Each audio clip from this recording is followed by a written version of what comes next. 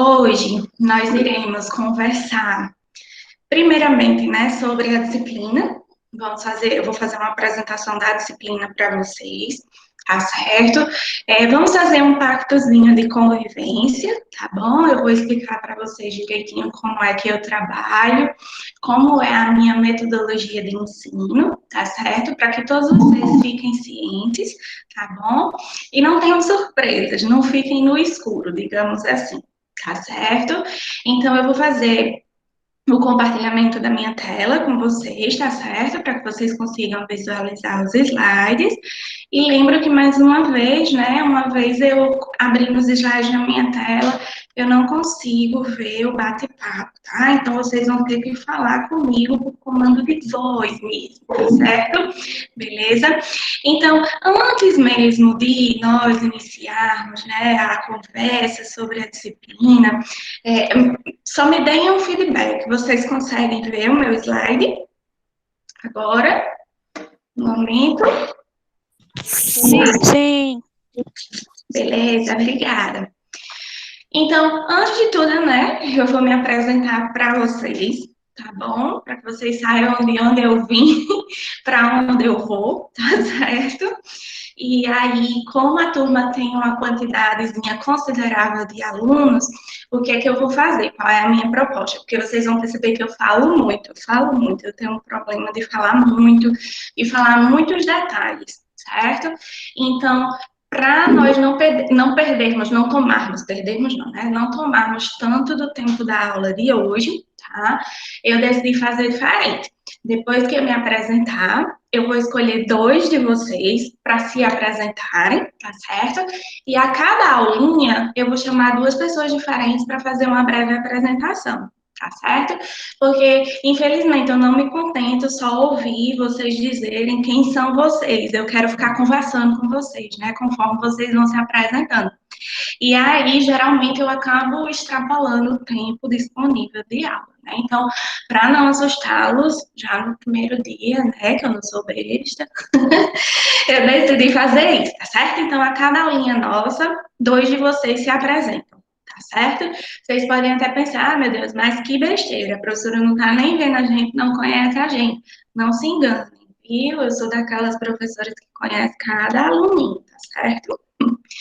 Então, para iniciarmos, gente, vocês precisam saber quem eu sou, né? Já que é a primeira vez que eu estou ministrando disciplina na turma de vocês, tá bom?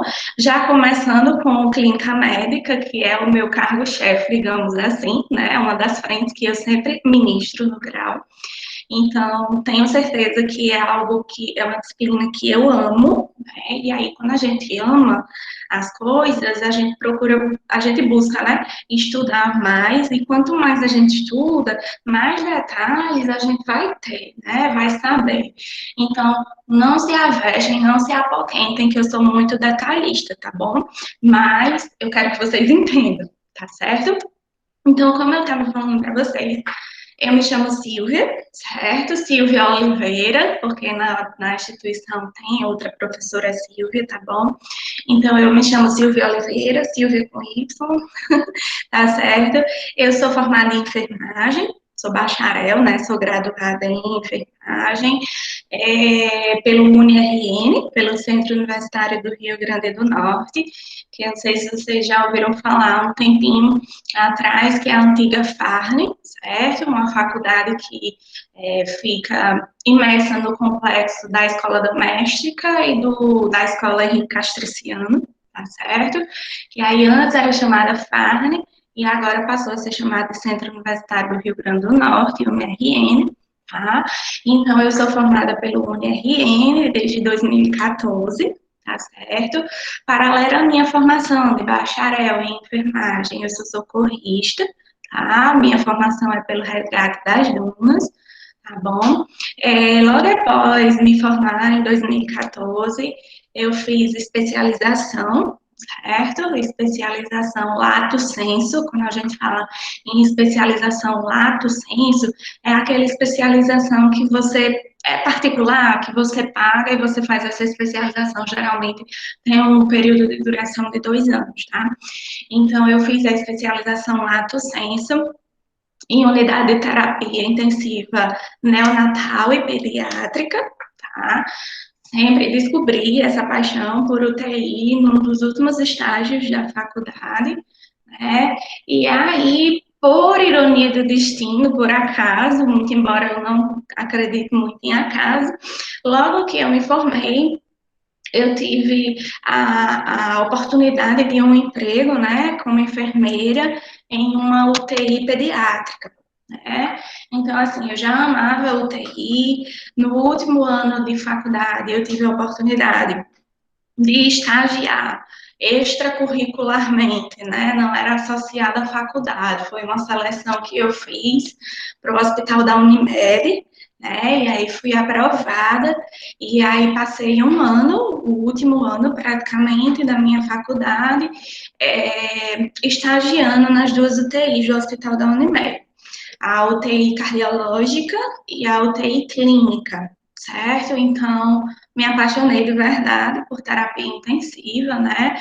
E nunca, honestamente, imaginava que a primeira oportunidade de emprego que eu iria ter logo após formada, né, seria em uma UTI ainda mais pediátrica, né? Foi um grande desafio para mim, porque uma coisa é nós cuidarmos, né, nós prestarmos assistência de enfermagem a pacientes adultos, e outra coisa é prestar assistência a pacientes pediátricos, né? Eu adoro criança, isso daí é inquestionável, mas eu nunca tinha pensado em trabalhar com crianças que estivessem doentes, né? Que tidas por algum processo patológico. E assim, é uma realidade bem diferente. A UTI adulto e a UTI pediátrica ou neonatal, né? Então me deu muito medo na época, né? Mas é aquela história, se der medo, vá com medo mesmo. E eu fui com medo mesmo, né? E aí eu já sabia que eu queria fazer uma especialização em UTI, mas como eu estava trabalhando numa UTI pediátrica naquele momento, né, tinha iniciado numa UTI pediátrica, eu decidi associar a teoria com a prática, né, e pegar a parte dos detalhes da teoria, do conhecimento teórico, e aplicar na prática quando da realização de assistência de enfermagem para os meus meninos, né? Então, eu fiz essa especialização em UTI neo e pediátrica, iniciei em 2014 mesmo e finalizei em 2015, né? O ano todinho de 2014, o ano todinho de 2015, 2 anos de especialização, né? Como eu falei para vocês, eu atuei em UTI pediátrica, né? Foi o meu primeiro emprego, já foi na assistência, né?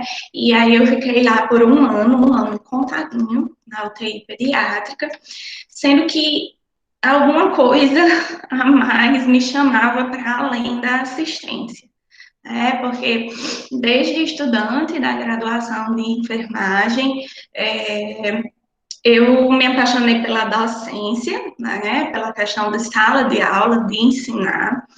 Tanto que dos 10 períodos da minha faculdade, no quarto período, eu fiz seleção para ser monitora, né, de farmacologia, e aí fui monitora até o final da graduação, na disciplina de farmacologia e de princípios farmacológicos, para o curso de graduação de enfermagem e de fisioterapia, né? Então, eu já tinha meio que essa paixão recolhida pela docência, né? Desde a época que eu fui monitora. Eu gostava muito, eu gosto, né, do ambiente de sala de aula, acho algo fantástico essa questão do processo de ensino-aprendizagem, né, e para mim não existe coisa mais bonita do que você receber pessoas que não têm determinado conhecimento ou não têm, às vezes até têm o conhecimento, mas não têm detalhes, né, não têm esse conhecimento de forma aprofundada, e depois dos encontros, depois das aulas, das monitorias, como na época da faculdade, tudo clarear, né, para o aluno. Então, eu gosto muito da assistência, né, mas a docência me chamava, né? Então, depois que eu terminei a especialização, estava atuando ainda na UTI pediátrica, mas achei que faltava alguma coisa a mais para mim enquanto enfermeira. Então, eu optei abrir mão da assistência, né, abrir mão do meu emprego naquele momento e decidi, optei, né, escolhi tentar o mestrado acadêmico, né? Isso foi em 2016. Como eu não sou formada pela UFRN, então eu não conhecia nada lá, né? Não conhecia nenhum professor, não conhecia nenhum grupo de pesquisa, né? Que, queira ou não queira, existem diferenças muito gritantes entre a faculdade particular e a faculdade pública, principalmente no que diz respeito ao ensino, ao incentivo, perdão, à pesquisa, né? Então, na faculdade pública, na universidade pública, tem muito isso de pesquisa, né? Forma o aluno, forma o futuro profissional com o enfoque tanto de assistência, quanto de ensino, quanto de pesquisa. Então, tudo isso era muito novo para mim, né? Mas aí eu já tinha colocado na minha cabecinha que eu queria fazer o mestrado, né? E eu sou daquelas pessoas que, quando colocam uma coisa na cabeça, ou eu consigo fazer, ou então, para tirar aquela ideia, tem que ser um milagre, né? Então, quando foi em 2016, eu fui arrodeando a UFRN, né, digamos assim, para conhecer alguns professores, né, e aí entrei no mestrado acadêmico em enfermagem como aluna especial, né, sem vínculo direto, não era uma aluna regular. E aí, durante o ano de 2016, tanto no primeiro período quanto no segundo período, eu paguei disciplinas como aluna especial, né, para ver se realmente era o clima que eu queria. E aí decidi em 2017 fazer a seleção para o mestrado, né? Aquela pessoa bem positiva, só que não. Sou bem honesta para dizer isso para vocês, certo? Eu confio em todo mundo, menos em mim mesmo, mesmo menos no meu potencial, né? E aí eu pensei, eu vou fazer a seleção do mestrado, mas eu vou fazer por fazer, porque eu não vou passar. Como eu sou positiva. E aí, o que é que eu botei na minha cabeça, né? O que é que eu pensava? Eu não fui aluna da UFRN, então nem adianta, eu não vou passar de primeira, né? E aí fui fazer a seleção. E aí, quando fui fazer, fiz meu projeto direitinho, né? Tudo mais, passei na primeira etapa, passei na segunda, chegou na terceira, e aí eu pensei, meu Deus, isso vai dar certo, e eu não acredito. Mas deu certo, gente, graças a Deus. Eu achava que de primeira, na primeira seleção, eu não iria conseguir passar, mas deu certo, né? Então era porque era para ser. Então, iniciei, né, o mestrado em 2018, em março de 2018. Atualmente, estou em vias de conclusão, né, do mestrado acadêmico, devido a essa questãozinha da pandemia, meio que eu ganhei um tempo a mais, certo? Então, eu acredito que até o início de outubro eu esteja defendendo minha dissertação, em nome de Jesus, né? E aí, como se não bastasse, eu sou uma pessoa assim que eu adoro realmente estudar, né? Algo que eu faço por prazer mesmo, nunca foi obrigação, né? E aí, mesmo nessa correria toda de trabalhar, de dar aula, do mestrado, quando foi no final de 2019, eu pensei, como se não tivesse nada que fazer, né? Eu pensei, caramba, faz muito tempo que eu fiz o Enem, né?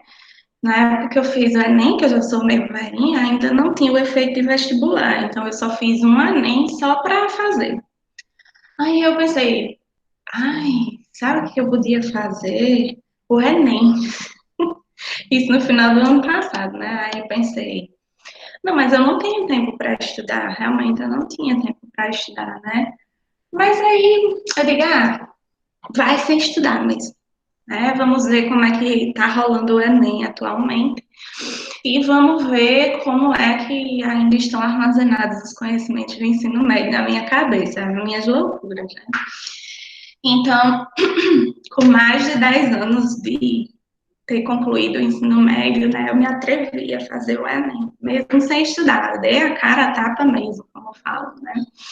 Daí eu fiz a inscrição e quando chegou no primeiro fim de semana, no primeiro domingo do Enem, né, eu parei e pensei, não, eu não vou não, eu não sei nem de que é a prova hoje, né, eu não estudei, não peguei num livro, eu não sei uma fórmula sequer de química, de matemática, de física, não vou não. Eu tenho esse negócio de me auto-sabotar, sabe? Aí depois eu parei e pensei, não, eu vou. Porque eu paguei, não foi nem pai e mãe que pagaram, foi eu que tirei do meu bolso, né, pra pagar. Aí quando sai do bolso da gente, aí dói mais, né, pesa mais. Só o meu voo, eu não tenho nada a perder lá mesmo, o não eu já tenho, então vamos ver no que dá. Então fui fazer o Enem, né, acreditem, minha gente, quando eu cheguei lá para fazer a prova, eu não sabia nem do que era a prova. Nem no dia para, tipo, hoje é prova de quê, não é nem, mas fui, né? E aí, nessa brincadeira, fiz o Enem, né? E aí, quando começaram a ser lançadas as notas, né? Divulgados os resultados de cada prova, eu fiquei com medo, né? De entrar no portal do MEC, do INEP, e ter lá na cara que eu tinha zerado alguma prova, né? Aí eu ia ficar arrasada, mesmo sabendo que eu não tinha estudado, mas eu sou dessas, fico arrasada. Aí vai, não vai, entrei. Menino, quando eu entrei, vi minhas notas, oi? Tá errado, saí, entrei de novo. Eu esperava zerar, né? Pelo menos alguma prova. Mas enfim, em resumo, não zerei, né? E aí fiz uma pontuação até razoável, né? Para quem terminou o ensino médio há mais de 10 anos. E aí eu vi que a pontuação que eu tinha dava para entrar em alguns cursos.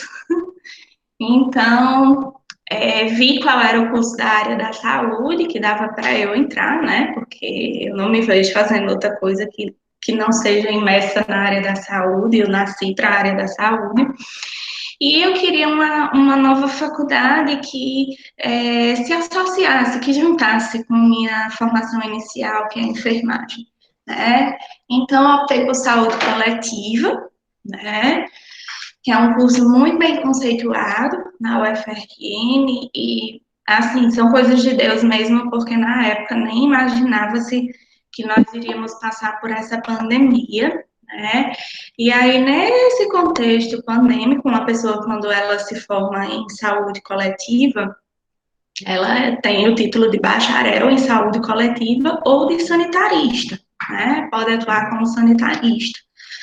E aí, diante desse contexto todo que nós estamos vivendo de pandemia, né, do coronavírus, quando passarmos por tudo isso, né, que vai passar, uma hora tem que passar, então, assim, os profissionais que vão ter muito, como que eu posso dizer, muita abertura no mercado de trabalho são justamente os sanitaristas.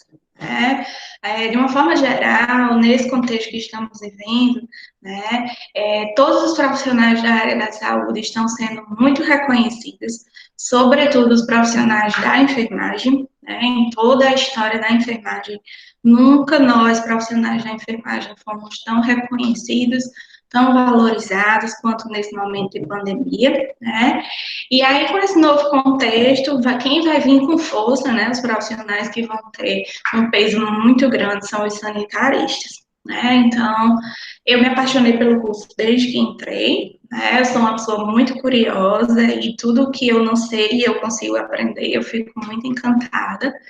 Então, assim, já amava, já estava amando, né, o curso e agora, nesse contexto, estou amando mais ainda, né? Então, atualmente, também sou graduanda em saúde coletiva pelo Departamento de Saúde Coletiva na UFRN, certo?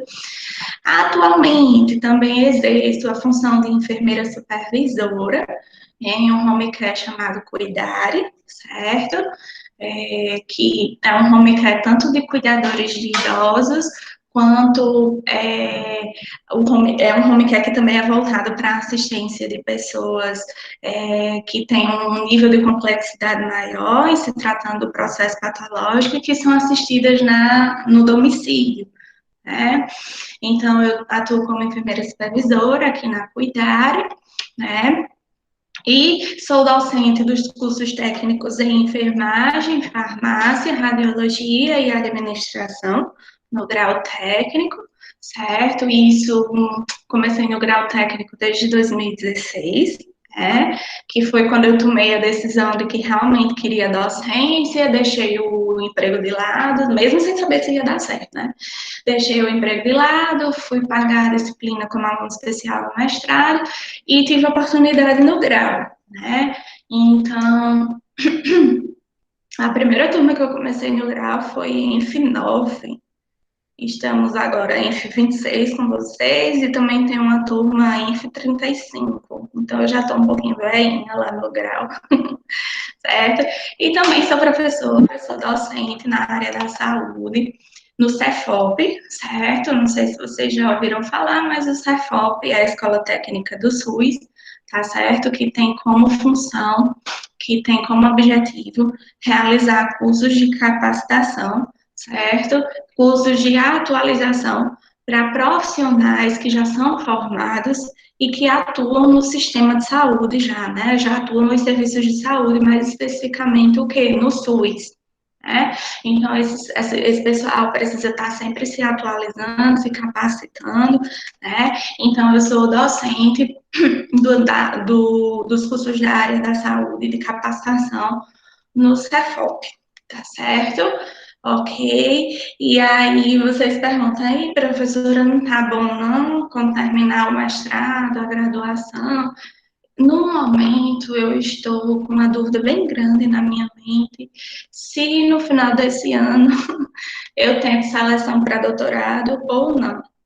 E aí eu tenho dúvidas se eu faço doutorado em enfermagem ou doutorado em ciências farmacêuticas, né? Que já sou apaixonada por farmacologia desde cedo, né?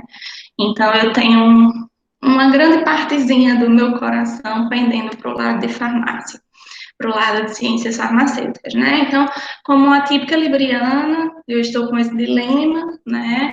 Mas daqui para o final do ano eu consigo decidir, em nome de Jesus, né? Aí diz, professora, mas isso não dá trabalho, não? Isso não é estressante, não? É muito estressante, tem horas que dá vontade de jogar tudo pro alto. Aí eu lembro que eu não nasci rica, né? Aí antes de jogar, eu seguro os livros e continuo na minha batalha, né? É estressante, é desgastante, mas no final gera frutos. No final, nem tanto no final, no decorrer, né, de todas essas jornadas, frutos são gerados e são muito positivos. É muito positivo nós vermos frutos no nosso trabalho e mais ainda contribuir com a ciência da enfermagem, né? Quando tem um artigo científico que é aceito para publicação em alguma revista de enfermagem, né? Então é algo que é bem bacana. Eu sofro, mas eu gosto, certo? Dessa vida. É estranho, né? Mas existe, tá certo, gente? Isso e eu sou dessas, tá certo? Então, depois de me apresentar para vocês, certo? Eu vou querer que dois de vocês se apresentem para mim, tá bom? Conforme nós combinamos. E aí eu vou selecionar aqui duas pessoinhas. Vou querer ouvir sobre Bruna Rodrigues. E existe uma pessoa aqui por nome de Carlos André e Ana Paula. Eu não sei se é Carlos André ou se é Ana Paula, que é o aluno. Mas eu gostaria de ouvir essas duas pessoas, Bruna e Carlos André, tá certo? Por que escolher o curso de enfermagem, se está gostando, quais são as perspectivas, né? Então fiquem bem à vontade aí, ativem a câmerazinha de vocês e o microfone, e estou aqui todo ouvidos.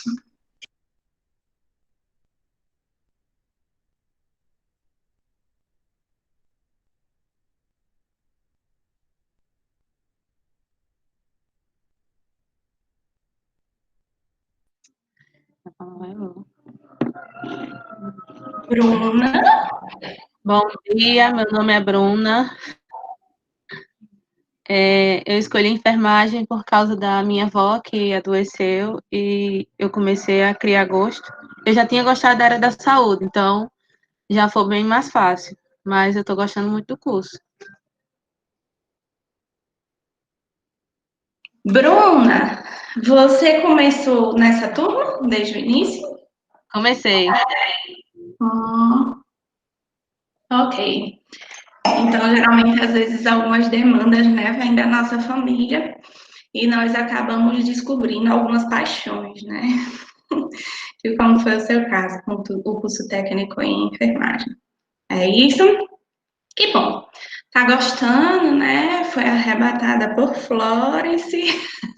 Vocês conhecem, né, a história do arrebatamento de Florence?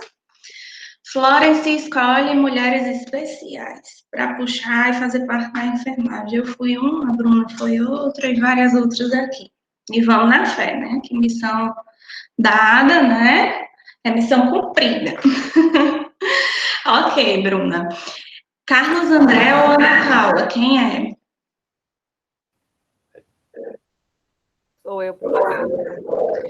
Oi, Ana Paula, bom dia. É o e-mail, professora, que é Carlos André. Tá certo, beleza. E aí, Ana Paula? Meu nome, né, Ana Paula, como a senhora estava falando, sobre suas formações, né, eu achei assim, muito interessante, porque também iniciei bastante meus estudos acadêmicos também. Sou pedagoga, sou psicopedagoga, sou educadora Uau. infantil e agora estou fazendo esse curso de técnico de enfermagem, e também foi um dos meus sonhos, só que eu não tinha condições de fazer, e abri essa oportunidade, estou fazendo, também porque na minha família tem muitos casos assim, que precisam de ajuda na saúde, Sim. então juntei uma coisa a outra e estou aqui fazendo. Ah, que maravilha, Ana Paula. O tempo correto é o tempo de Deus, né? Nunca é o nosso. Nós podemos não entender naquele momento, mas Deus tem tudo reservado no tempo certo na nossa vida, não é verdade? E aí, quando você falou que é pedagoga, que é formada em pedagogia, eu já fiz um uau bem grande, porque o pessoal da pedagogia tem meu total respeito, porque quando eu entrei no mestrado acadêmico em enfermagem, né, como se fala mestrado acadêmico, doutorado acadêmico, a formação desses profissionais está voltada exatamente para desenvolver aptidões para dar aula, né, para a sala de aula. E aí, para qualquer pessoa que quer dar aula, que quer ser professor, precisa pelo menos beber um pouquinho na fonte da pedagogia, né?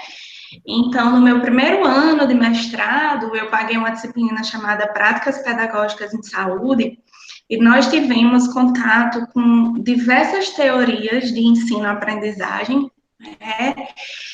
Tivemos de estudar Jean Piaget, né, que é um clássico da pedagogia, né? Tivemos de estudar Paulo Freire e tivemos de estudar Vygotsky, né? E aí foi um sofrimento tremendo quando nós fomos estudar Vygotsky, né? Mas depois que nós aprendemos, né, que temos o conhecimento, né, torna-se tudo algo muito fantástico, né? Tudo passa a fazer sentido, né? Então eu tenho muito respeito pelo pessoal da pedagogia, né? Porque assim, se já foi muita coisa que eu aprendi em um semestre, imagine vocês na graduação de pedagogia, né? Então, eu imagino que seja um curso muito rico, né? De conhecimentos.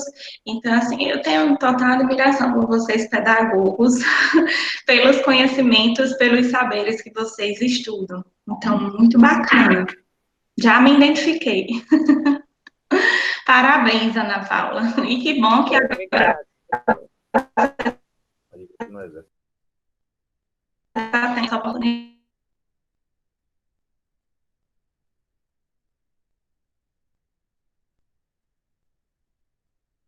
que esteja aproveitando, né, cada momento, cada oportunidade, porque isso faz toda a diferença lá no final, tá certo? Prazer conhecer as meninas, né? Bruna e Ana Paula, e os demais que estão em sala de aula, né? Que eu vou conhecendo mais detalhadamente no decorrer das nossas aulas, tá certo? Até aí, beleza, gente? Tudo bem? Podemos seguir? Vou seguindo, tá? Se eu não puder seguir, vocês me barrem, tá? Em algum momento. Antes de nós falarmos sobre o conteúdo mesmo de hoje, tá bom? Eu vou fazer só passar só umas informaçõezinhas básicas para que vocês fiquem cientes de como ocorrerá a disciplina, tá certo? De Clínica Médica. E aí, nós iniciamos hoje, né, conforme vocês podem ver nos slides, iniciamos hoje, dia 31 de agosto, e estaremos juntos até dia 9 de novembro, tá certo? Então, vejam que é uma disciplina bem extensa, com uma carga horária bem intensa, né? São 112 horas de disciplina. Eu acredito que enfermagem em clínica médica e enfermagem em clínica cirúrgica, que é a disciplina que vocês iniciam após terminar essa, certo? São as disciplinas mais extensas, né, com maior período de duração que compõe a matriz curricular do curso técnico em enfermagem, tá certo? E aí nossos encontros ocorrerão, né, segundas, terças e quintas-feiras, né, de acordo com o horário de vocês, cada turma tem o seu horáriozinho diferente, né? Então, toda segunda, terça e quinta nós iremos nos encontrar pela manhã, né? A partir das 9 horas da manhã. Eu digo geralmente até às 10h40, por causa da questão do intervalo. Eu não sei se vocês estavam fazendo intervalo com a professora anterior, mas geralmente minhas turmas elas preferem pegar direto. Mas isso fica a cargo de vocês, isso é a escolha de vocês, tá certo? Vocês podem decidir no grupo e depois trazem para mim na aula de amanhã, tá certo? Juro de todo o meu coração que vou me esforçar para finalizar a aula no horário, certo? Da mesma forma que isso é novidade para vocês, essas aulas online, né, à distância, é mais novidade ainda para nós, professores, porque imagina, uma aula que nós dávamos em 4 horas presencialmente, agora nós temos 1h30, né? E isso para mim tem sido o maior desafio, sou muito honesta em falar para vocês, porque eu não sou, infelizmente, uma professora que fala as coisas por cima, de forma superficial, tá? Então, eu sempre detalho muito, eu sou muito detalhista com as coisas, e existem alguns assuntos que nós vamos ver nessa disciplina, que eu, Silvia, quando me formei em enfermagem, eu saí da faculdade sem saber, e aí, quando me dei de cara com aquela situação na prática, tive que aprender ou aprender, sem nem saber a teoria, né? E olha que o meu curso era bem pesado, a UniRN é conhecido por ser um curso que cobra bastante, que não tem o mesmo padrão, digamos assim, da maioria das faculdades particulares, né? Mas a enfermagem é uma ciência, é uma área que tem muitos conhecimentos, né? E aí nós não temos como ver tudo, garantir que vocês vão ver tudo sempre, né? Mas como eu sofri em alguns momentos na prática profissional, eu fico com aquela coisa assim de eu não quero que meus alunos passem por isso. Eu quero que eles pelo menos tenham ouvido falar sobre isso, né? Então eu sou muito detalhista, mas eu juro, eu vou me esforçar para dar essa controlada com o tempo, tá certo? Vão existir algumas aulas que elas são mais pesadas, tá certo? E aí nós precisaremos avançar um pouco mais no nosso horário, tá certo? Mas isso é pro bem de vocês, tá certo? Então, gente, em relação ao programa de ensino, né, da nossa disciplina, eu vou disponibilizar um documento para vocês, né, que vai constar a ementa, os objetivos e o cronograma das aulas, certo? Para que vocês possam acompanhar em cada data o que vai acontecer, tá certo? Então, de uma forma geral, resumo, né, da nossa disciplina de enfermagem em clínica médica. Essa disciplina, né, consiste no estudo dos aspectos mais relevantes, ou seja, os aspectos mais importantes, associados, inerentes à assistência de enfermagem segura, né, tanto para nós profissionais quanto para os nossos pacientes, né, para os nossos assistidos, e uma assistência também de quê? De qualidade. Ninguém vai querer prestar uma assistência de enfermagem de qualquer forma, né? E tudo isso dentro do contexto de promoção à saúde, prevenção de doenças, reabilitação e a questão do tratamento e ou cura de processos patológicos, certo? Isso no contexto das principais doenças, das principais afecções clínicas, certo? Que comprometem o sistema endócrino, o sistema neurológico, o sistema hematológico, respiratório, cardiovascular, digestório, geniturinário e, de uma forma geral, patologias reumáticas, tá certo? Então, o que eu posso dizer para vocês de uma forma geral? Essa disciplina, eu vou explicar porque eu sou apaixonada, né? Porque essa disciplina de enfermagem clínica médica é o momento que vocês têm a oportunidade em entrar em contato, né? Em estabelecer contato, ficar um pouco mais próximo, tá certo? De uma grande parte das patologias que vocês vão encontrar quando da prática profissional, tá certo? Então, nós iremos ver algumas doenças que comprometem cada sistema do nosso corpo, tá certo? E aí, para nós falarmos especificamente sobre a doença, tá certo? Antes, nós vamos precisar fazer uma revisãozinha de anatomia e de fisiologia, tá certo? Então, quem pagou uma boa anatomia e uma boa fisiologia, muito provavelmente não vai ter dificuldade nesta disciplina, tá certo? E quem não é muito fã, ainda tem de ficar fã de anatomia e fisiologia, certo? Porque para nós, da área da saúde, anatomia e fisiologia é a nossa base principal. Tá bom? Então, se nós conseguimos compreender os conhecimentos anatômicos e fisiológicos, o resto por tabela, nós conseguimos entender de forma muito tranquila, tá bom? Então, antes de falarmos especificamente, por exemplo, de patologias que comprometem o sistema endócrino, nós vamos fazer uma revisãozinha de anatomia e fisiologia acerca de pâncreas, de tireoide, certo? De algumas glândulas, para podermos chegar na doença especificamente, certo? Propriamente dita. E quais são os objetivos, né, na nossa disciplina? De forma geral, que é o que nós vamos ver na aula de hoje, né? Como é conhecer, né? Como é que se dá a organização e a estruturação de uma unidade clínica, né? Vocês vão trabalhar nesse contexto, né? Seja em instituições hospitalares, sejam em clínicas especializadas. Então, vocês precisam saber, por exemplo, como se classifica um hospital de acordo com a quantidade de leitos que ele tem, tá certo? Então, nós vamos conhecer isso, né? Vamos aprender como é que funciona uma unidade clínica, tá certo? Vamos aprender aspectos indispensáveis da prestação da assistência de enfermagem. O que é que vocês precisam ter, basicamente, saber e fazer para poder prestar assistência de enfermagem aos pacientes, né, aos usuários, aos clientes, né? Conhecer a fisiopatologia das doenças que comprometem todos os sistemas do nosso corpo, do nosso organismo, tá certo? E aprender, né? Vocês vão aprender, vão adquirir habilidades para executar técnicas de cuidado específico voltado para aquele paciente que está com uma determinada doença. Tá certo? Então, inicialmente, nesse momento, né, nós vamos ter esse contato com o conhecimento teórico, tá?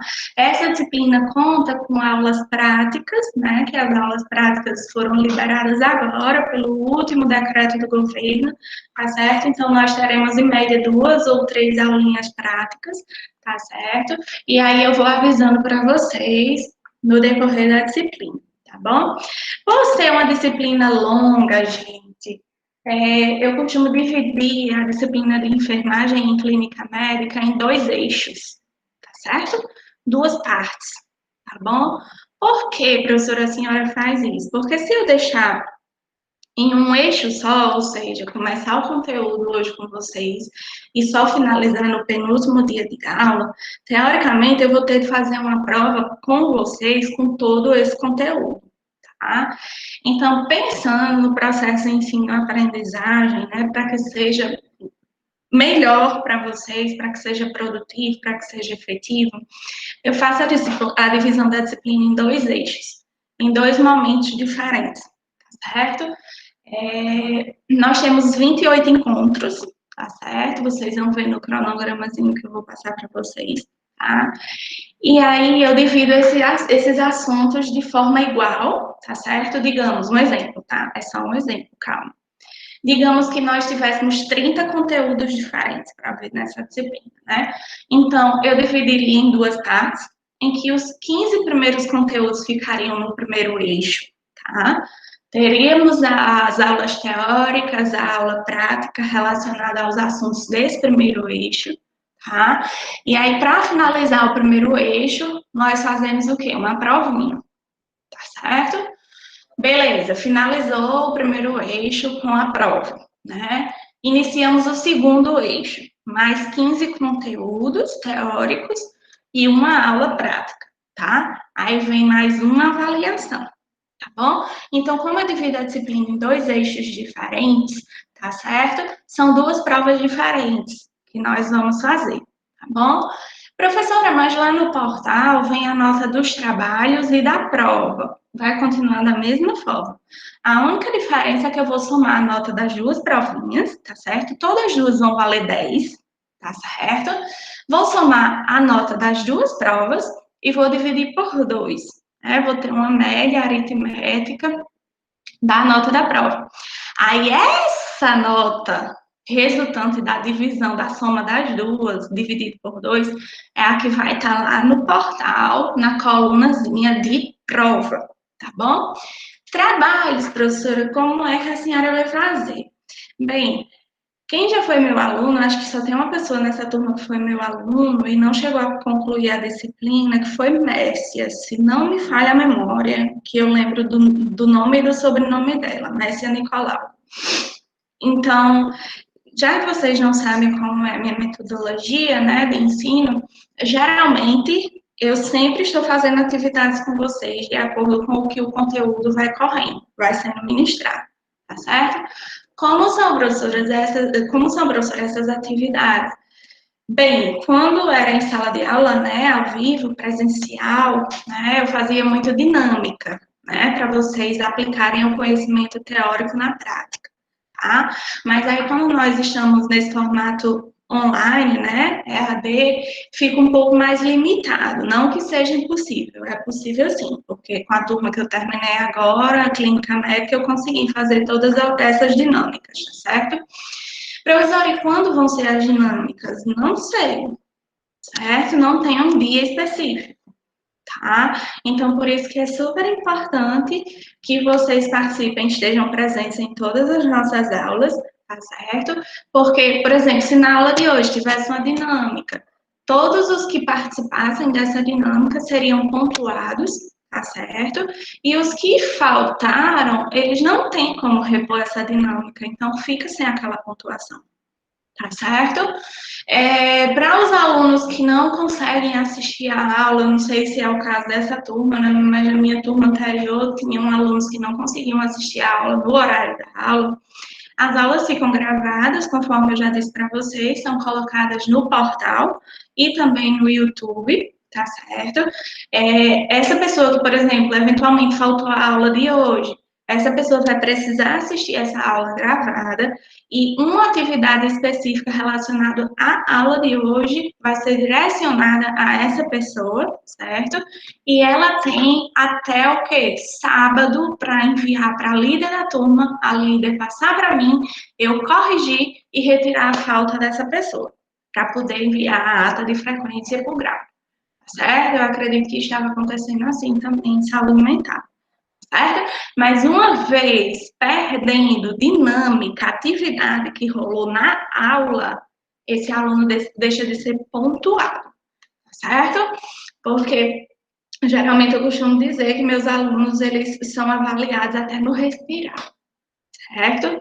Então a participação em sala de aula, a presença, fazer as atividades que acontecem no decorrer da aula, certo? Vamos ter também seminários, certo? Então, tudo isso vocês vão sendo avaliados, vão sendo pontuados, até atingir um máximo de 10 pontos, né? De acordo com a forma que vocês se saiam. E aí, essa nota vai estar constando lá no sistema, no portal como centro de trabalhos, tá certo? Beleza? Como eu falei para vocês, a nossa disciplina ela tem 2 provas, né? Vai ser dividida em 2 eixos, tá certo?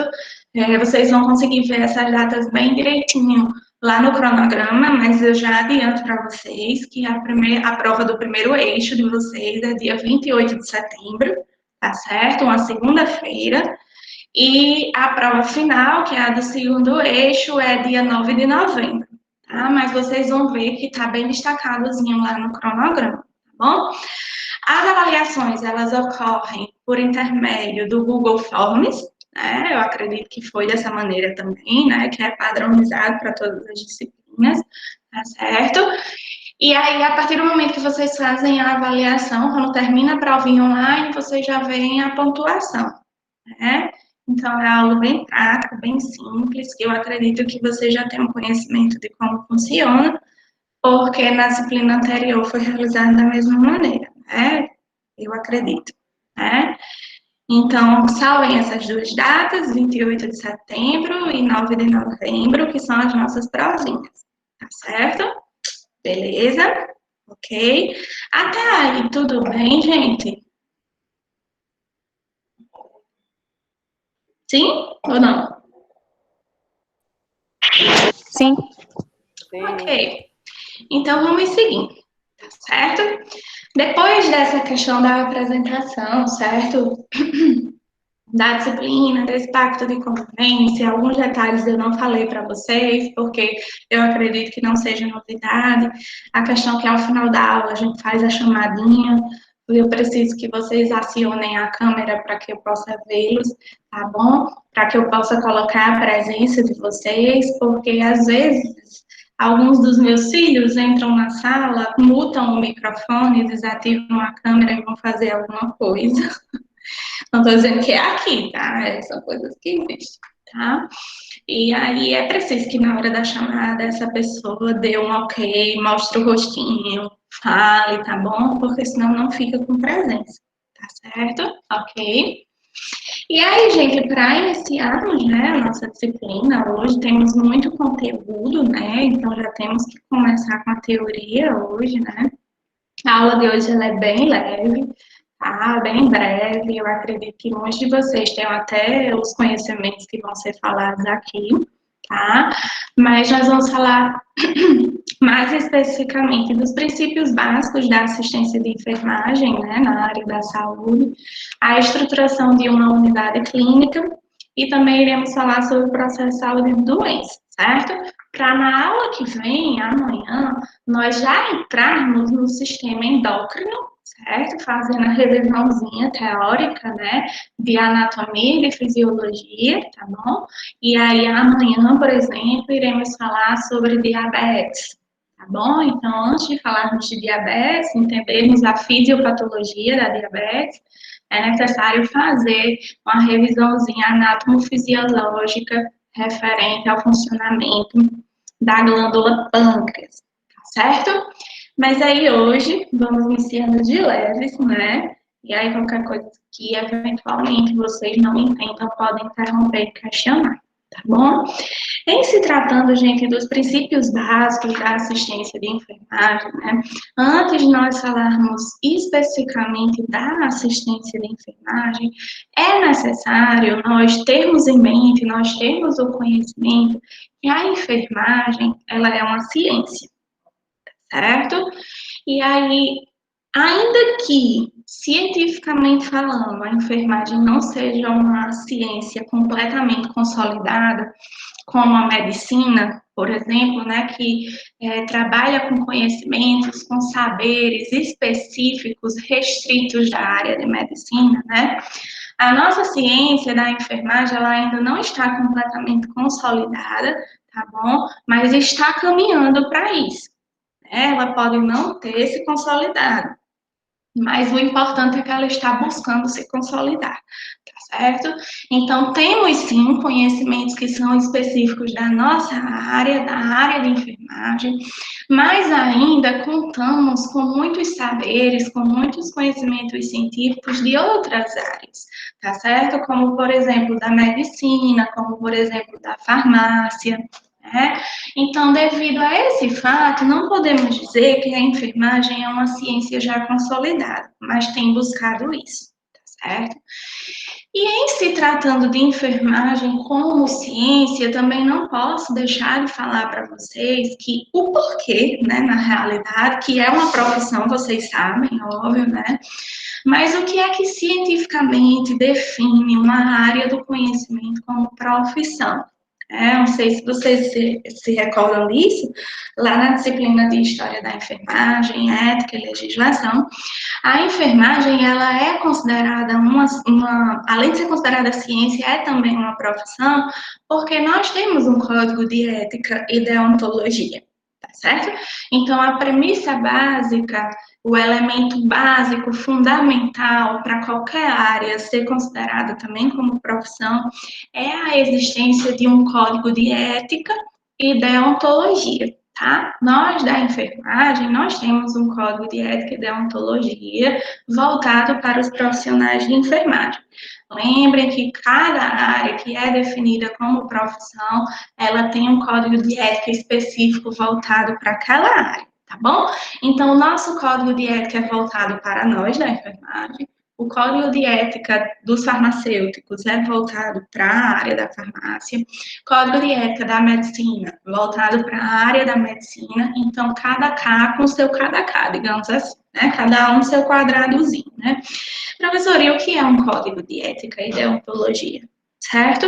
É uma ferramenta, é um instrumento, né, que nele vai estar contidos, né, todas as responsabilidades de nós profissionais da área da enfermagem, todos os nossos direitos, todos os nossos deveres e o que nos é proibido enquanto profissionais da enfermagem.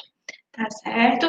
Lá também vão vir o quê? Leis, né? A nossa profissão é regida por legislação, né?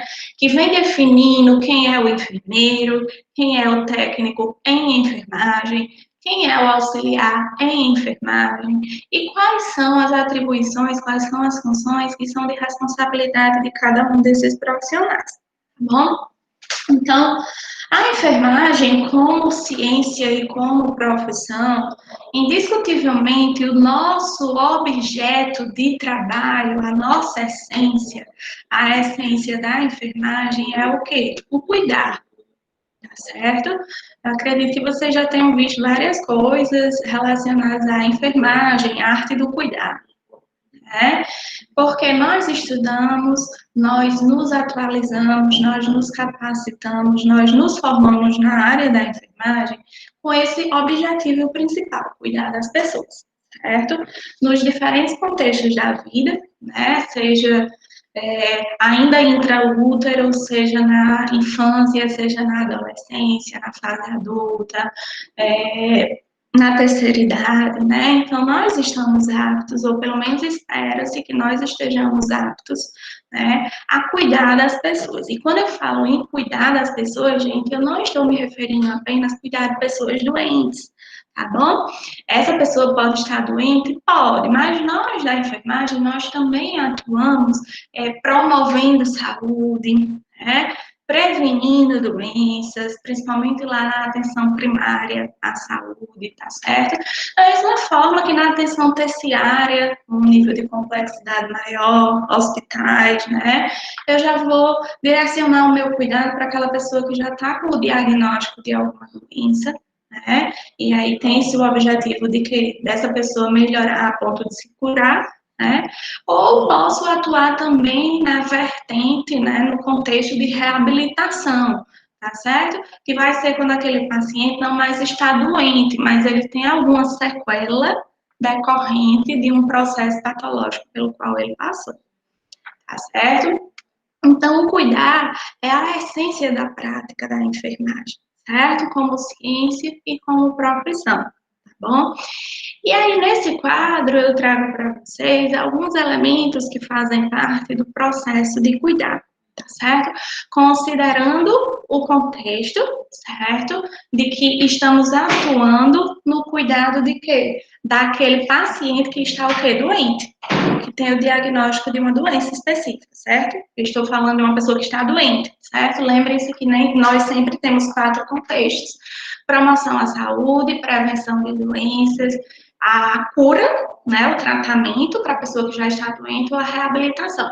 Nesse quadro, eu estou me referindo ao quê? A uma pessoa que está diagnosticada, foi diagnosticada com algum processo patológico, tá?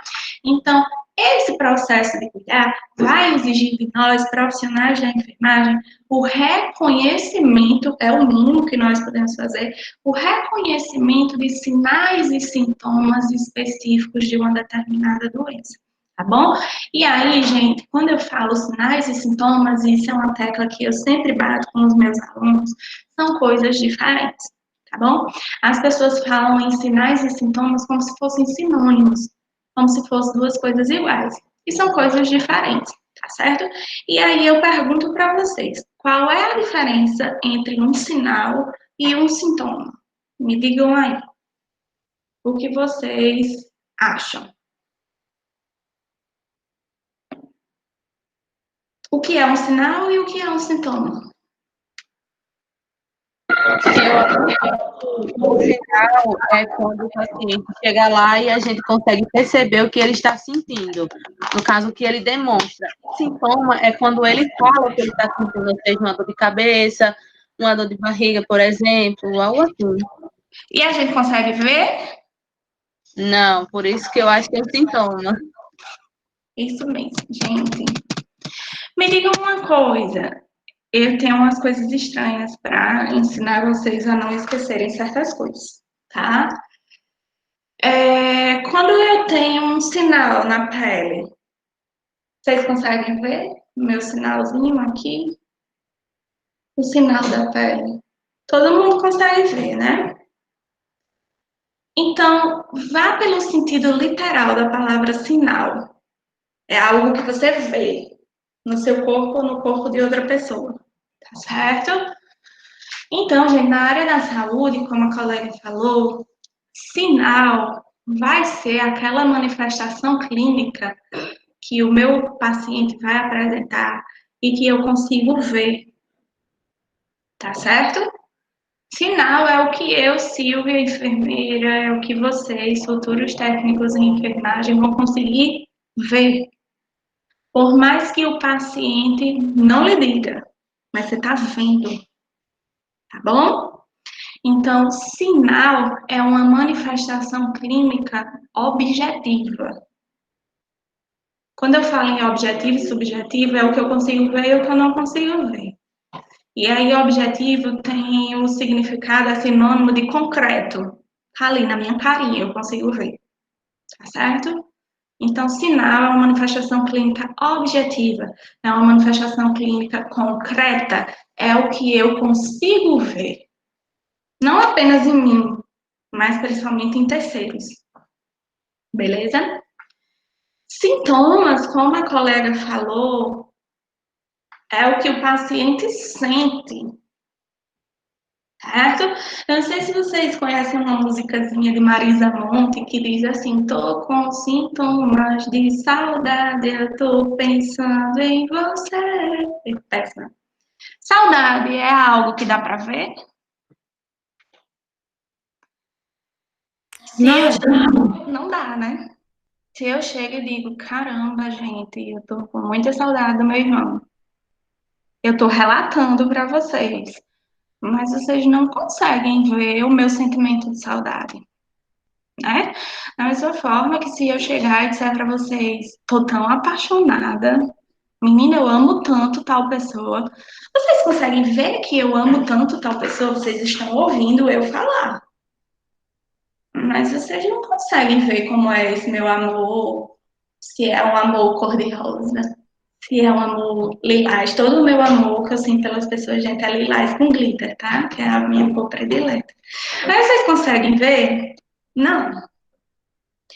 Então, sintomas, como o próprio nome sugere, é o que a pessoa, é o que o paciente está sentindo. E eu não consigo ver sentimentos, eu não consigo ver sensações. Então, sintomas são manifestações clínicas, gente, que são subjetivas, que são abstratas, que eu não consigo ver. Tá bom? Até aí, beleza? Me digam uma coisa. Dor abdominal, sinal ou sintoma? Sintoma. Sintoma. Eu não consigo ver que a pessoa tá com a barriga doendo, né? Tá. Cefaleia, sinal ou sintoma? Sintoma. Sintoma. A pessoa pode chegar e dizer, né? Tô com muita dor de cabeça, professora, mas eu não tô vendo a dor de cabeça da pessoa. Então é um sintoma. Vômito, sinal ou sintoma? Sinal. Sinal. Eu consigo claramente ver uma pessoa que está vomitando, né? Eu consigo ver aquela cena, né? Tá. Diarreia, um paciente internado no hospital que está com diarreia, sinal ou sintoma? Sinais. Sinal, eu consigo ver, né? E essa pessoa está evacuando com a consistência amolecida, em uma frequência de vezes maior, né?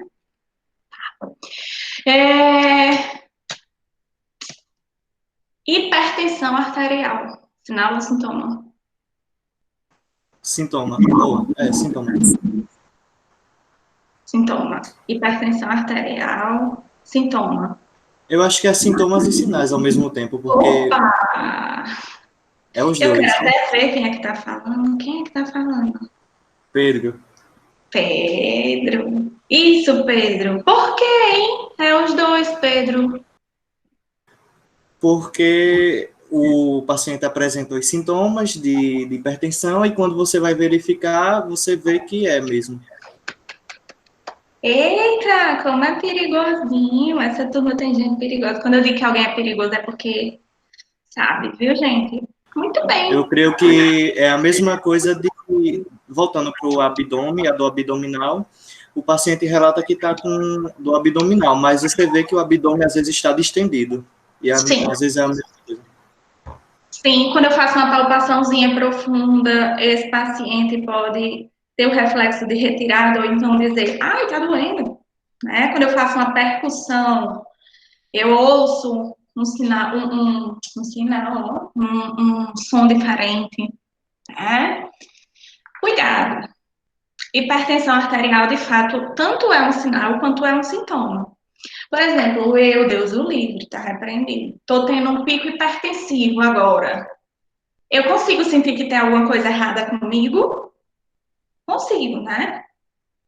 Sinto aquela taquicardia, aquele calor maior, né? Que são típicos de quê? De um pico hipertensivo, tá? Mas é esse Pedro, eu vou no pronto-socorro. O Pedro me atende lá na triagem, ele vai aferir a minha pressão arterial. Aferir, tá, gente? Tirar não, se você tirar a pressão de qualquer pessoa, você vai matar a pessoa, né? Então, aferir a PA, tá?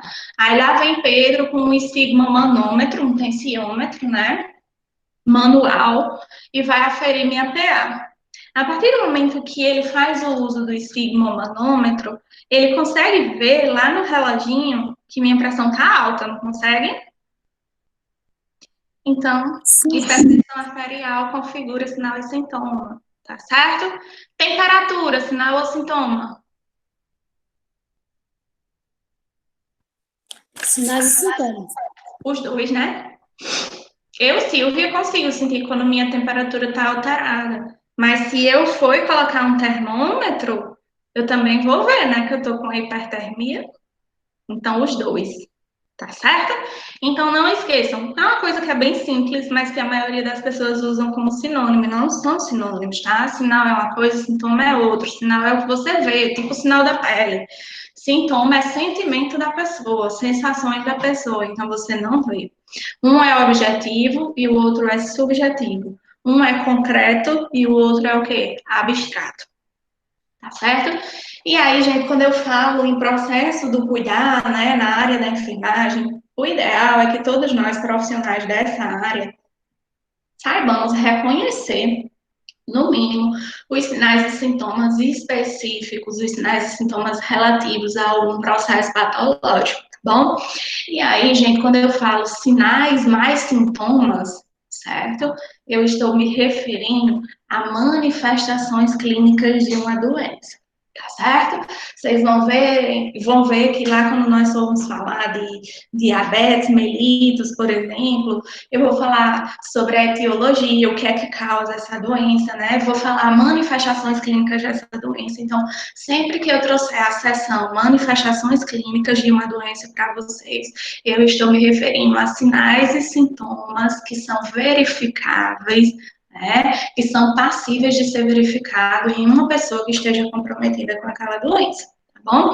Então, o processo de cuidar de enfermagem envolve o mínimo de você saber, você está apto para reconhecer sinais e sintomas simples, né, de uma doença, né, e você saber, e nós profissionais da área da enfermagem, né, da área da saúde, associada a essa aptidão de reconhecer, de saber sinais e sintomas, nós também temos o conhecimento de quais modificações fisiológicas ou anatomofisiológicas que aquela doença pode causar na composição daquele corpo, daquele organismo, tá certo? E aí, em se tratando de enfermagem, né, não somente de enfermagem, deveria de ser de todas as áreas, da maior área da saúde, né, a questão da humanização do cuidado, tá? Eu sou meio, como que eu posso dizer? Eu tenho meio que uma aversão em falar em humanização de seres humanos. Para mim já é algo que era para ser tão comum, sabe? Se eu sou uma pessoa, se eu sou um ser humano e eu estou cuidando de outra pessoa, por exemplo, de Rosa, como minha paciente, o mínimo que eu posso ter nesse meu processo de cuidado é o quê? Humanização, né? Uma pessoa que está cuidando de outra, um ser humano que está cuidando de outro, no mínimo era para ter humanização, né? Mas, infelizmente, o que mais temos verificado é que a ciência avança, mas parece que as relações interpessoais, elas regridem, sabe? Às vezes, assim, eu fico prestando atenção, meu Deus, qual é a dificuldade que a maioria das pessoas tem em tratar as outras como pessoa também? Então, vejam, nossa área, nós profissionais da enfermagem, nós profissionais da saúde, o nosso principal objeto de trabalho é o processo saúde-doença. Na maioria das vezes, nós vamos estar cuidando de pessoas que estão doentes, que naturalmente já estão mais fragilizadas, né? Então, o que é que faz um profissional da área da saúde tratar de forma ríspida, tratar de forma grosseira aquele paciente? Então, tenham sempre em mente essa questão, certo? Tenham sempre na mentezinha de vocês que o ser humano, ele deve tratar o outro como ser humano. E geralmente eu falo para todos os meus alunos, busquem tratar cada paciente de vocês da mesma forma que você gostaria que a pessoa que você mais ama na vida fosse tratada por algum profissional. E aí, quando a gente tem essa ideia na mente, né, quando a gente tem esse pensamento, não tem como dar errado, certo? E principalmente o amor pela nossa profissão, né? Não adianta se não gosta de trabalhar com doença, se não gosta de ambiente hospitalar, se não gosta de trabalhar em equipe, não adianta estar na área da enfermagem, tá bom? E em contrapartida, quando nós fazemos o que a gente ama, né, o que nós amamos, por mais estressante que seja a rotina, por mais, como que eu posso dizer, desgastante, quando nós fazemos algo que nós amamos, dá aquele retorno, aquela recompensa, aquela sensação de dever cumprido. E não existe nada melhor do que isso, né? Eu costumo dizer que sim, minha profissão é muito estressante, de fato, mas eu, Silvia, não me vejo fazendo outra coisa que não isso. Então, reflitam sobre isso, certo? Realmente é um termo que é muito falado, humanização do cuidado. Quando eu digo que eu meio que estranho, meio que tenho aversão a esse termo, né? É porque para mim é algo que já está na cara, é lógico. Se você cuida de gente, você tem que tratar a gente como gente, né? Mas infelizmente é algo que nós sempre temos de estar trazendo na academia, né? No ambiente acadêmico, porque não são todas as pessoas que têm essa visão, tá certo? Mas vocês são diferentes, pelo amor de Deus, tá certo?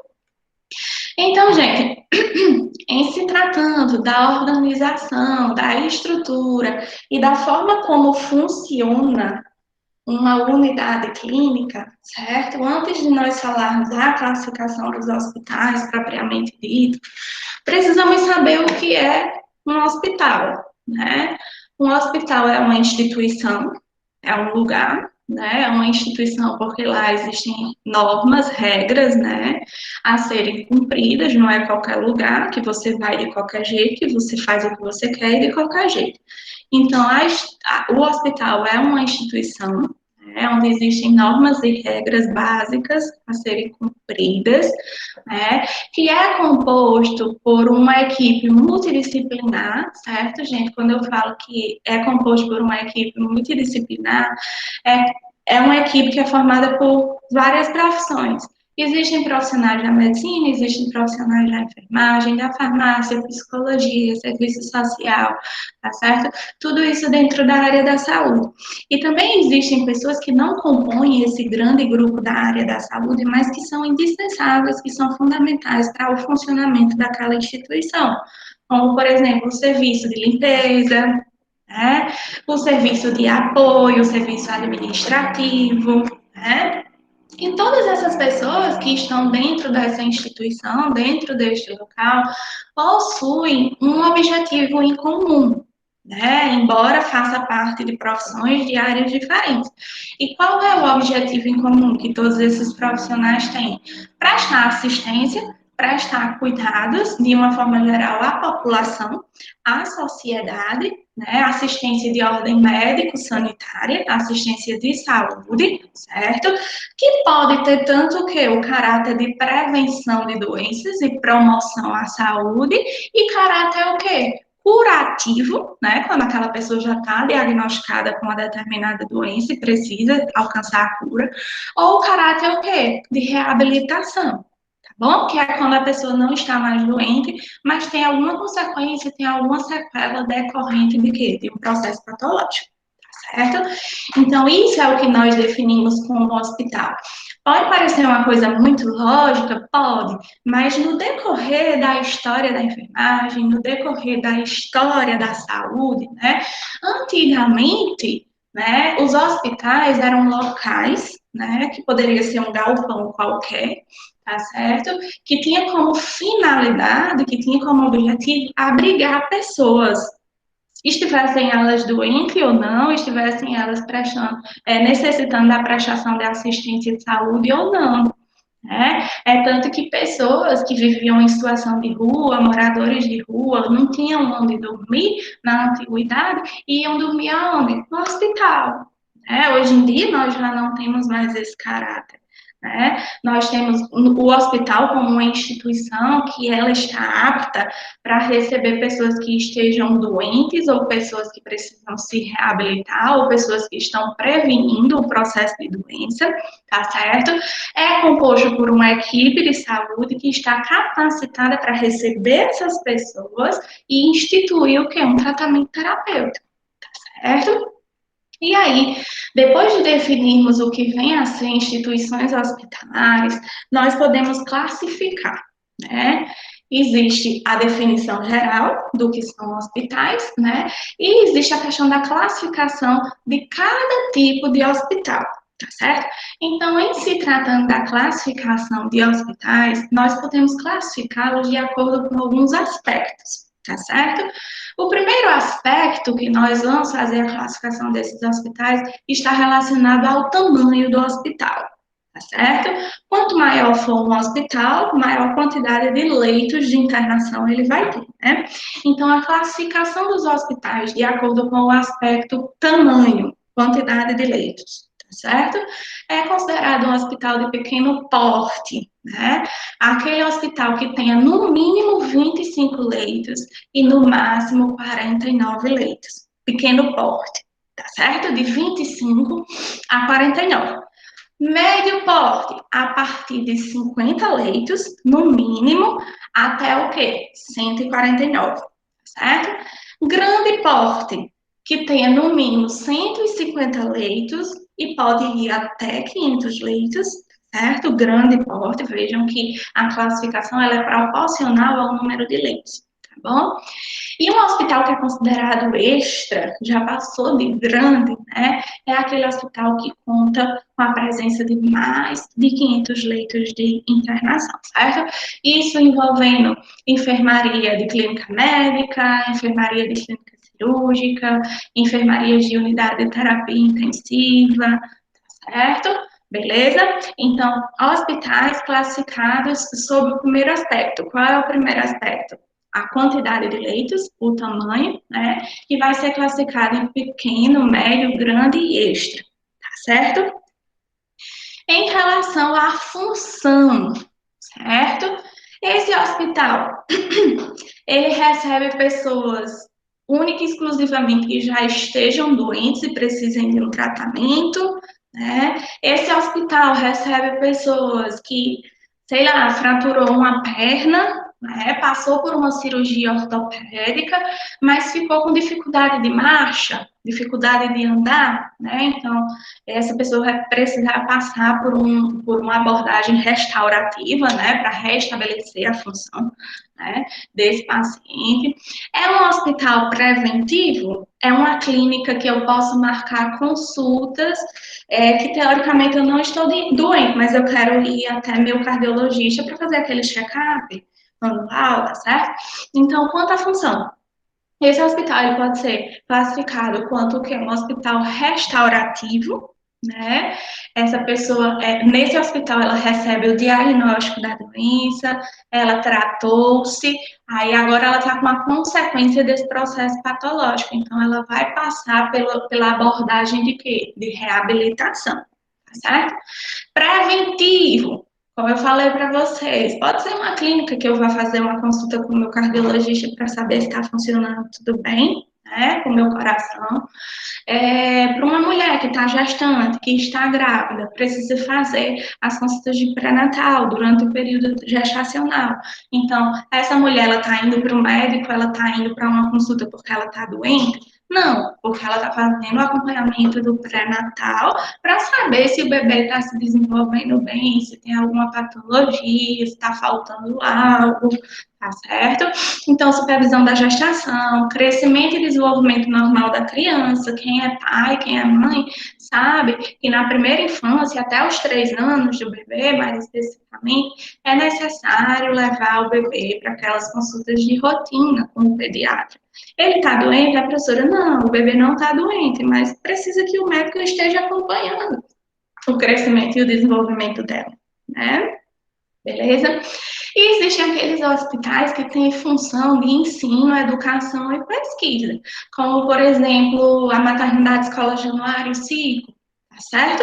Que é uma maternidade que é propriedade, digamos assim, da UFRN, tá certo? Então, todos os alunos de medicina, todos os alunos de enfermagem passam por aquele hospital nos estágios da faculdade. Todos os alunos que estão aprovados em residência médica ou residência de enfermagem ou residência de nutrição, o que quer que seja, na UFRN, passam por aquele hospital, tá certo? Eu que estou concluindo o meu mestrado acadêmico em enfermagem na UFRN, a coleta de dados da minha dissertação, do meu trabalho, foi na MEGEC, né, dependendo do tema de estudo, da mesma forma que existe o Hospital Onofre Lopes, certo? Que é o Hospital Universitário Onofre Lopes. É um hospital que também pertence, é parte do complexo da UFRN, né? Então, tem finalidade de ensino, educação e pesquisa, tá certo? Então, nesses hospitais ocorre o ensino prático das profissões da área da saúde, tá certo? Beleza? Segundo aspecto, né? Classificamos os hospitais sob o aspecto de tamanho, quantidade de leitos. Segundo aspecto, quanto à função, né? Terceiro aspecto, quanto à propriedade, manutenção e controle. Esses hospitais pertencem a quê? Ao Estado, à federação, é particular, né? Quem é que mantém, quem é que destina, quem é que direciona recursos para a manutenção desse hospital? Né? Então, existem hospitais que são oficiais do governo, né, que podem ser federais a nível nacional, estadual, estado e municipal, município, né? E os não oficiais, que são aqueles hospitais filantrópicos. Quando eu falo em hospitais filantrópicos, eu estou falando em hospitais que eles se sustentam, que eles se mantêm a partir de doações que recebe da população, tá certo? Como, por exemplo, o Hospital Infantil Varela Santiago, certo? É uma instituição hospitalar filantrópica, tá certo?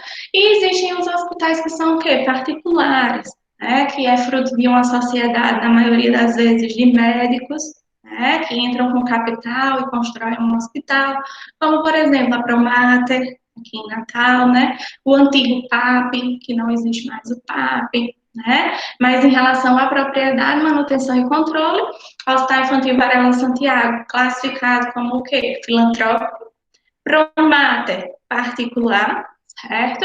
Oficiais de governo federal, por exemplo, tanto o MEGEC quanto o UOL, a Maternidade Escola Januário SIC e o Onofre Lopes, porque eles pertencem ao quê? À Universidade Federal do Rio Grande do Norte, tá certo? A nível o quê? Federal. Tá bom, gente? Aí, tudo bem? Ok? Tá tranquilo? Podemos seguir? Vou seguindo, tá? E aí, quanto ao atendimento, né? Existem aqueles hospitais que são porta aberta para toda e qualquer situação, certo? Como, por exemplo, quem? O Valfredo Gugel, né? É um hospital geral, principalmente em relação a trauma, né? Acidentes. Todas as vítimas de trauma, mesmo que tenham plano de saúde, tem que ir para onde? Para o Valfredo, tá certo? O Valfredo Gugel é o único hospital aqui dentro de Natal, por exemplo, que existe oftalmologista de plantão, oculista de plantão, né? Então, é um hospital que ele é classificado como geral porque ele tem todas as especialidades, né? Em todos os momentos, 24 horas, e está apto para receber todo e qualquer milagreia, né? Acidente, alguém que está com algum problema no olho, né?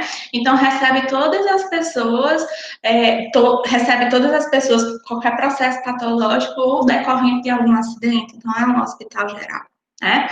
Hospital especializado, certo? Promater, por exemplo, é um hospital que ele é mais voltado para a questão da saúde da mulher, né? É um hospital mais com a questão da obstetrícia, da ginecologia e da obstetrícia, né? É um hospital maternidade, né? E aí, se é um hospital mais voltado para a área de saúde da mulher, ginecologia e obstetrícia, também tem a questão da pediatria, né? Então, majoritariamente, ou seja, em maior parte, a Promater é um hospital que recebe geralmente mulheres gestantes, mulheres puérperas, parturientes, né, quando vão parir, mulheres que levam esse bebê, essa criança, para fazer as consultas de controle, de crescimento e desenvolvimento. Então, é um hospital especializado, certo? Dificilmente nós vamos ver uma cirurgia ortopédica decorrente de um trauma, de um acidente, sendo realizada lá na Promater. Tá certo? Beleza, gente? E aí, em se tratando, né, para finalizarmos, hoje eu vou conseguir terminar na hora. Em se tratando do processo saúde e doença, né, como eu falei para vocês, o processo de cuidado de nós, profissionais da enfermagem, envolve muito a questão do processo saúde e doença, né? E aí, gente, quando nós falamos em processo saúde e doença, não é algo tão simples. Professora, licença, uma pergunta. A Promater também não cuida de pacientes com câncer, não? Geralmente, a questão do tratamento oncológico lá, geralmente é mais voltado para pessoas que, tipo, mulher, certo? Com câncer de mama, câncer de ovário, mas geralmente, tratamento oncológico é a liga. Sim, né? entendi. Não, é porque eu tive uma pessoa da família que fez tratamento lá, sendo um homem. Foi na pomada? É bem Internado. exceção. É bem Foi. exceção, sabe? Provavelmente é porque o médico que acompanhava, né, essa pessoa trabalhava lá e preferiu que ela ficasse internada, ele ficasse internado lá. Mas, tipo, o hospital de referência para tratamento oncológico aqui é a Liga Norte Rio Grandense, né, contra o câncer. Sim, Tá porque ele já certo? estava num estágio bem terminal, assim. Ele ficou internado lá no quarto e tudo. Ficou num quarto, entendeu? Aí, depois de um tempo, eu acho que ele faleceu lá mesmo. Entendi. Eu não lembro, faz um tempo já. Pode acontecer, mas é muita exceção, sabe? Não é uma via de regra, mas pode acontecer. Nada na área da saúde é regra, né? É variante. Tá certo? Certo. Então, gente, como eu falei para vocês, nós da enfermagem, nós trabalhamos com o processo saúde-doença, é o nosso principal objeto de trabalho, né? E aí, quando eu falo em processo saúde-doença, por mais que pareça algo muito simples, não é, né? E prova de que não é algo tão simples é que diversas teorias sobre saúde e doença, elas foram desenvolvidas, elas foram estudadas ao longo da história da humanidade, né, sob a ótica de saúde, tá bom? E aí eu só trago para relembrar para vocês que a questão de saúde atualmente é uma questão, é um componente diretamente associado à qualidade de vida da pessoa. Professora, Oi? a senhora está acompanhando o chat? Não, não consigo ver. Tem uma mensagem de Ana Paula, se não me engano. Deixa eu olhar aqui. Quando eu abro, eu não, os slides, eu não consigo ver, certo, gente? O chat. Beleza, beleza, sem problema, tá? Já estamos no final da aula, tá bom? Você não fica com falta, não, fica tranquila, tá bom? Estamos no último slide, tá? E aí, como eu vinha falando para vocês, gente, o processo de saúde-doença é algo tão complexo que várias teorias, vários estudos foram realizados ao longo da história da humanidade e ainda continuam sendo, né? Na tentativa de explicar o fenômeno da saúde e doença, né? E aí, nesse slide, eu trago para vocês uma retomada histórica dessas teorias, né, falando meio que por cima, né, que, por exemplo, na época da antiguidade, né, o que existia de teoria para explicar o processo de saúde e doença se chama de teoria mística, tá certo? Tenho quase certeza que todos vocês já ouviram falar nisso, independentemente de ser no curso ou não, mas isso é meio que conhecimento de senso comum, de mundo mesmo, que antigamente, na antiguidade, as pessoas diziam que determinada pessoa, por exemplo, adoecia por castigo. Era um castigo dos deuses. Você pecou, você fez alguma coisa errada, ainda que inconscientemente, aí os deuses iam e lhe castigava de forma a lhe instituir uma doença. Né?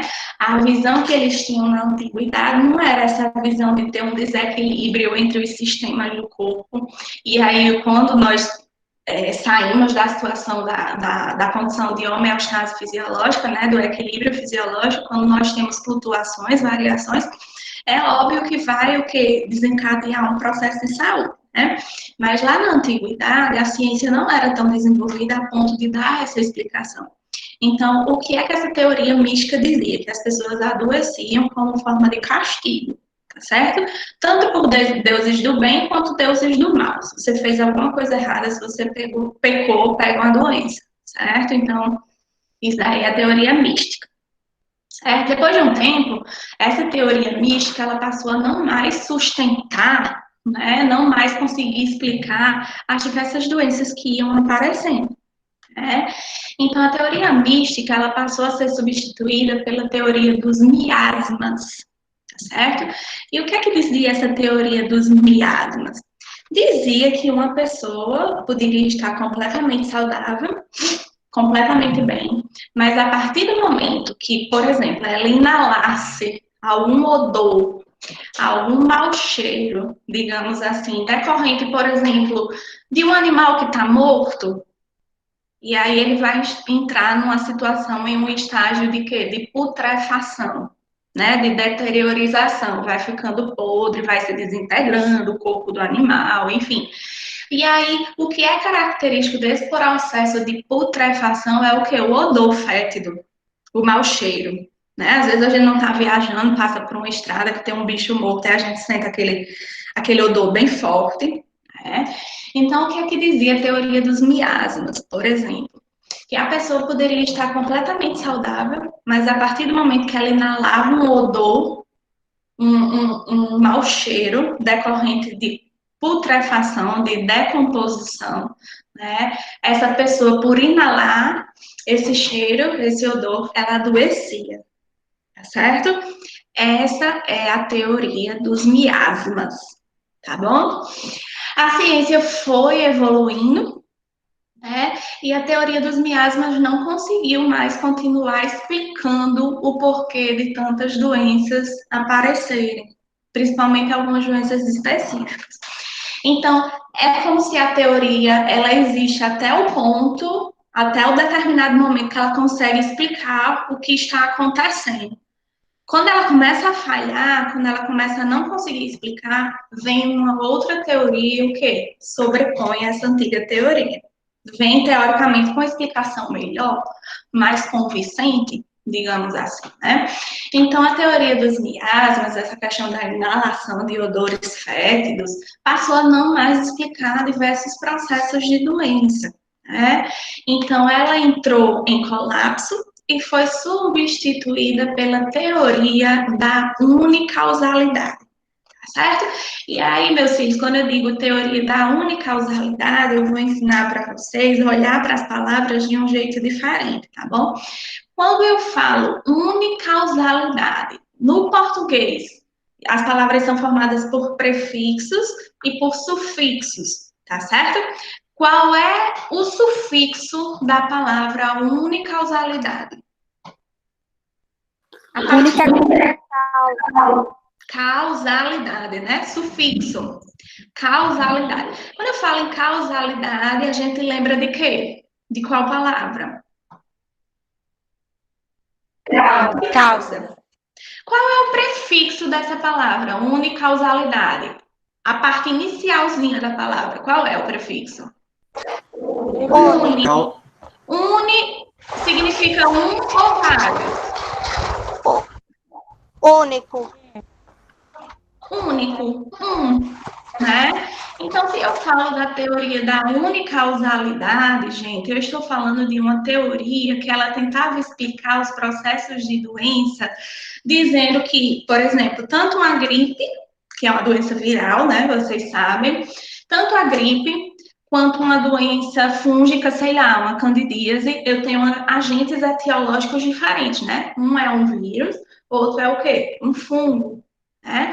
Mas o que é que essa teoria da unicausalidade dizia? Que todas as doenças, elas tinham como agente causador, elas tinham como agente etiológico um único micro-organismo. Tá certo? Não existia essa questão de doenças virais, doenças fúngicas, doenças bacterianas, era tudo num contexto de falar e sol, digamos assim. Oi, pode falar. Então, no caso, seria uma única causa? Uma única causa. Eu posso estar gripada, eu posso estar com uma meningite, eu posso estar com uma candidíase. Na teoria da unicausalidade, eles diziam que é causado por um micro-organismo. Que micro-organismo? É um micro-organismo, uma única causa, tá certo?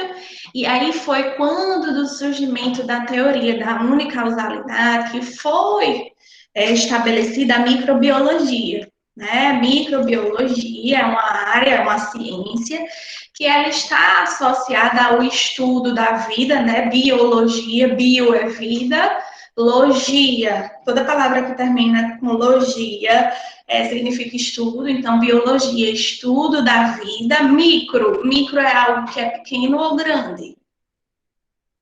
Micro. pequeno. Pequeno, né? Pequeno a ponto de eu não conseguir enxergar o que é a olho nu. Eu preciso de quê? De um microscópio que tem lentes de aumento e vão me possibilitar a visão desses seres, né? Então, microbiologia é uma ciência que se dedica ao estudo de seres vivos, o quê? Microscópicos, tá certo? Só pelos pedacinhos da palavra dá para a gente montar o conceito, tá certo?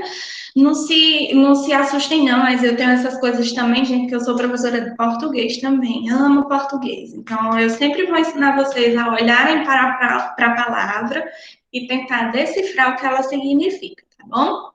Então, quando surgiu a teoria da unicausalidade, né, que dizia que os processos patológicos, as doenças eram causadas por uma única causa, foi aí que teve o advento da microbiologia, né, a área da ciência que estuda seres vivos, né, a vida de seres microscópicos, tá bom? Mas aí a ciência continua avançando, e quanto mais a ciência avança, mais conhecimentos surgem, né? Mais conhecimentos são definidos.